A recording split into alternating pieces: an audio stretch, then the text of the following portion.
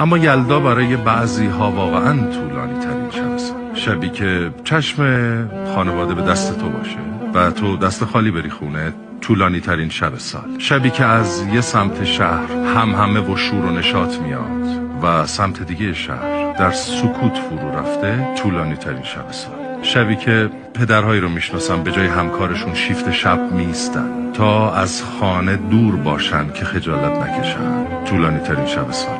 شبی که مادری رو دیدم که مجبور پشت سر هم کانالای تلویزیون عوض کنه تا بچه ها چیزهایی رو که ندارن نبینن و نخوان، طولانی ترین شب سال. تمام شبهایی که یه عده تو ترافیک کشنده دنبال راه فرار میگردن تا بعد از 9 شب جریمه نشن، بله، ولی یه عده دیگه‌ای تا 3 صبح تو خیابونا ویراژ میدن که ثابت کنن چند صد هزار تومن براشون پول خورده، بله، طولانی ترین شب سال.